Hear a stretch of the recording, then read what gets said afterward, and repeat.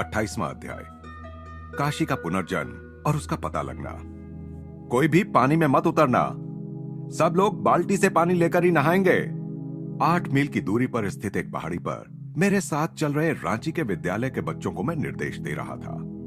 हमारे सामने फैले हुए तालाब में उतरने की इच्छा तो हो रही थी, परंतु मेरे मन में उस तालाब के प्रति एक प्रकार की अरुचि पैदा हो गई थी। अधिकांश बच्चे तो पानी में अपनी बाल्टियां डुबाने लगे, पर कुछ लड़के ठंडे पानी के आकर्षण का विरोध नहीं कर सके। जैसे ही उन्होंने पानी में छलांग लगाई, बड़े बड़े जलसर्प उनके आसपास तैरने लगे।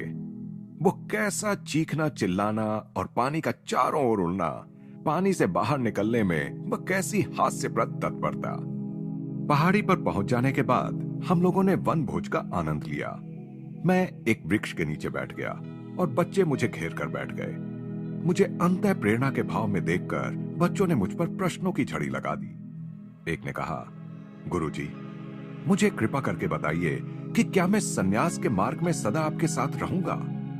नहीं, मैंने कहा, तुम्हें बलपूर्वक तुम्हारे घर ले जाया जाएगा और बाद में तुम्हारा विवाह कर दिया जाएगा।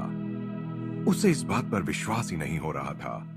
बड़ी उग्रता के साथ उसने कहा, केवल मेरी लाश को ही घर ले जाया जा सकेगा।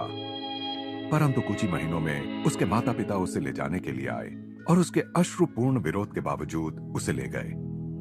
कुछ वर्ष बाद उसका विवाह भी हो गया। अनेक प्रश्नों के उत्तर दे चुकने के बाद मुझसे काशी नाम के एक बच्चे ने प्रश्न पूछा। वह लगभग 12 वर्ष का अत्यंत कुशाग्र बुद्धि विद्यार्थी था और सबका प्रिय था।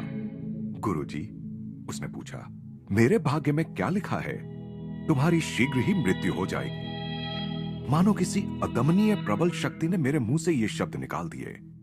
इस रहस्य के खुल जाने से मुझे और अन्य सभी को धक्का लगा और दुख हुआ। अपने को ऐसा एक बच्चा मानकर कि जिसके मुंह से निकले हुए शब्द दूसरों को आपत्ति में डाल देते हैं, मैं मन ही मन अपनी भर्त्सना करने लगा तथा किसी और प्रश्न का उत्तर देने से मैंने इनकार कर दिया।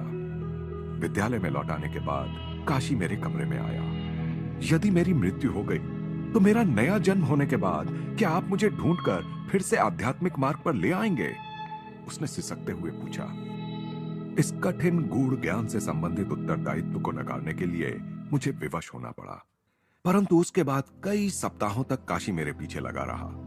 अंततः उसे हताशा में टूटने की कगार पर देखकर मैंने उसे आश्वासन दे दिया। हाँ, मैंने वचन दिया, यदि भगवान मेरी मदद करेंगे तो मैं तुम्हें ढूंढने का प्रयत्न करूंगा। गर्मियों की छुट्टियों में मैं थोड़े दिनों के लिए बाहर जा रहा था। इस बात का मुझे खेद था कि मैं काशी को अपने साथ नहीं ले जा सकता था।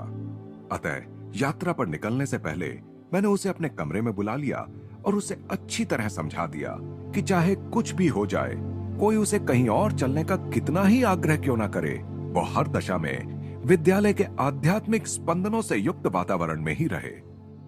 किसी कारण से मुझे लग रहा था कि यदि वह अपने घर ना जाए तो आने वाले संकट से बच सकता है। जैसे ही मैं वहां से निकला, काशी के पिता रांची पहुंच गए। 15 दिन तक वे अपने पुत्र का निश्चय यह कहकर बदलने की कोशिश करते रहे कि वह केवल 4 दिन के लिए कोलकाता अपनी मां के पास आ जाए, तो उसके बाद फिर रांची आकर रह सकता है। काशी निरंतर इनकार करता रहा। आखिर पिता ने कहा कि वे उसे पुलिस की सहायता से घर ले जाएंगे। इस धमकी से काशी विचलित हो गया, क्योंकि वह नहीं चाहता था कि उसके कारण विद्यालय की कोई बदनामी हो। उसे जाने के सिवा और कोई रास्ता नजर नहीं आया। इसके कुछ ही दिन बाद मैं लौटकर रांची आया। जैसे ही मैंने सुना कि काशी को कैसे ले जाया गया, तो मैं तुरंत कोलकाता जाने के लिए रेलगाड़ी में बैठ गया। वहां पहुंचकर मैंने एक घोड़ा गाड़ी किराए पर ले ली। यह आश्चर्यजनक ही था कि जैसे ही मेरी घोड़ा गाड़ी गंगा पर बने हावड़ा पुल को पार कर आगे बढ़ी, सबसे पहले मुझे जो लोग दिखाई दिए वे थे काशी के पिता और अन्य संबंधी जन, सब सूतक के वस्त्रों में। चिल्लाकर मैंने कोचवान से गाड़ी रोकने के लिए कहा और नीचे कूदकर उस अभागे पिता की ओर गुस्से से घूर कर देखने लगा। हत्यारे! मैं कुछ ज्यादा ही जोश में चिल्ला पड़ा, तुमने मेरे बच्चे को मार डाला। काशी को जबरदस्ती कोलकाता लाने में अपनी भूल का उन्हें पहले ही एहसास हो चुका था। जो थोड़े बहुत दिन बच्चे ने वहां बिताए थे, उस दौरान उसने दूषित अन्न खाया था, जिससे उसे कॉलरा हो गया और वह चल बसा। काशी के लिए मेरा प्रेम और उसे खोज निकालने का दिया हुआ वचन अब दिन रात मेरे मन को सताने लगा। मैं जहां कहीं भी जाता वहीं उसका चेहरा सामने दिखने लगता। वर्षों पहले मैंने अपनी खोई हुई मां के लिए जिस प्रकार खोज की थी, उसी प्रकार की खोज अब काशी के लिए शुरू कर दी। मुझे लगा कि भगवान ने मुझे जो बुद्धि दी है उसका उपयोग करके मुझे उन सूक्ष्म नियमों का पता लगाने के लिए अपनी सारी शक्तियों को दांव पर लगा देना चाहिए, जिनके द्वारा मैं काशी को सूक्ष्म लोकों में ढूंढ सकूं। यह तो मेरी समझ में आ गया कि वह अतृप्त इच्छाओं के स्पंदनों से धड़कती एक आत्मा था। सूक्ष्म लोकों में करोड़ों प्रकाशमान आत्माओं के बीच कहीं तैरता प्रकाश का एक गोला। इतनी आत्माओं के स्पंदन युक्त प्रकाश गोलों में मैं उसके साथ कैसे संपर्क करता? एक गूढ़ यौगिक पद्धति का उपयोग कर मैंने भ्रूमध्य में स्थित अपने आध्यात्मिक नेत्र के माइक्रोफोन के द्वारा काशी की आत्मा को अपना प्रेम प्रेषित किया। मेरे अंतर में ऐसी प्रेरणा मुझे मिल रही थी कि काशी जल्दी ही पृथ्वीलोक में वापस आ जाएगा, और यदि मैं अनवरत रूप से उसे अपनी पुकार भेजता रहूं तो उसकी आत्मा अवश्य उत्तर देगी। मैं जानता था कि काशी द्वारा मुझे भेजा गया हल्के से हल्का स्पंदन भी मुझे अपनी उंगलियों, हाथों एवं मेरुदंड में अनुभव होगा। अपने हाथों को आकाश की ओर ऊपर उठाकर उनका एंटेना की तरह उपयोग करता हुआ मैं उस स्थान की दिशा का पता लगाने के लिए प्रायः गोल गोल घूमा करता, जिसमें मुझे विश्वास था कि काशी का किसी गर्भ में पुनर्जन्म हो चुका है। मैं एकाग्रता के द्वारा सुर मिलाए हुए अपने हृदय के रेडियो में उसके प्रत्युत्तर को प्राप्त करने की आशा कर रहा था।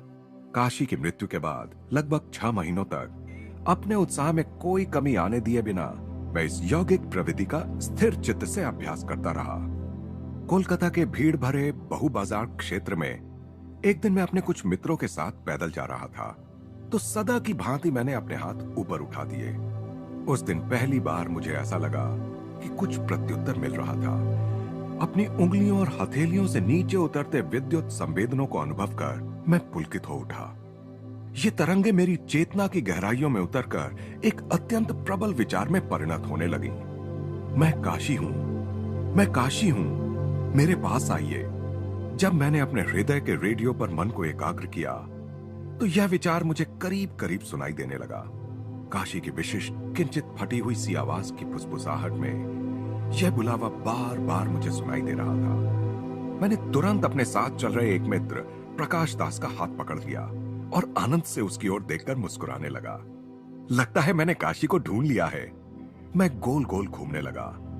मेरे मित्र और वहां से गुजरते लोगों के हाव भाव से स्पष्ट था कि उनका अच्छा मनोरंजन हो रहा था। विद्युत तरंगे मेरी उंगलियों में तभी झनझनाती थीं जब मैं पास के एक रास्ते की ओर मुड़ता था, जिसका नाम भी संयोगवश सर्पेंटाइन लेन था। जब मैं दूसरी दिशाओं में मुड़ता था तब वह सूक्ष्म तरंगे लुप्त हो जाती थीं। आह, मैं चिल्ला पड़ा, काशी की आत्मा अवश्य इसी गली में रहने वाली किसी माता के गर्भ में है। मेरे मित्र और मैं सर्पेंटाइन लेन की ओर बढ़ने लगे। अब मेरे ऊपर उठे हाथों में विद्युत तरंगे और प्रबल तथा स्पष्ट रूप से अनुभव होने लगी, मानो किसी चुंबक के द्वारा मैं रास्ते के दाहिनी ओर खींच लिया गया।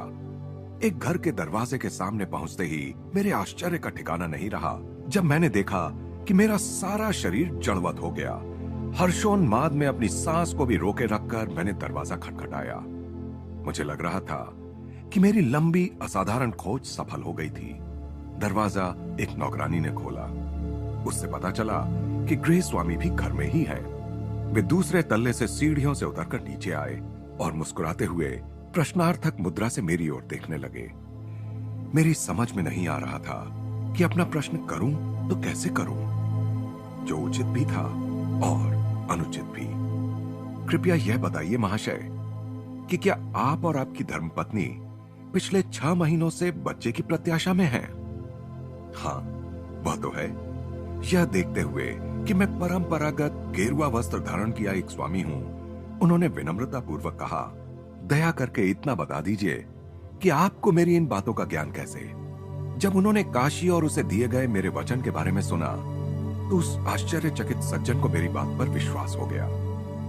आपको गौर वर्ण के एक पुत्र की प्राप्ति होगी, मैंने उनसे कहा। उसकी मुखाकृति चौड़ी होगी और उसके माथे के ऊपर सामने की ओर झुका हुआ घुंघराले बालों का एक गुच्छा होगा। उसकी वृत्ति आध्यात्मिक रहेगी। मुझे यह पूरा विश्वास था कि जन्म लेने वाले इस शिशु में काशी के ये सभी लक्षण होंगे। बाद में जाकर मैंने उस बच्चे को देखा भी। उसके माता पिता ने उसे उसके पूर्व जन्म का ही काशी नाम दिया था। शैशवावस्था में भी वह देखने में बिल्कुल रांची के मेरे प्रिय छात्र काशी के जैसा ही था। बालक ने तत्काल मुझसे लगाव जताया। गत जन्म का प्रेम दुगनी तीव्रता के साथ जाग उठा। कुछ वर्षों बाद किशोरावस्था में पहुंचे उस बालक ने मुझे पत्र लिखा जब मैं अमेरिका में रह रहा था। उसने संन्यास मार्ग का अवलंबन करने की अपनी तीव्र आकांक्षा उसमें व्यक्त की थी। मैंने उसे हिमालय के एक सद्गुरु के पास जाने का सुझाव दिया। उस गुरु ने पुनर्जन्म हुए काशी को शिष्य रूप में स्वीकार कर लिया।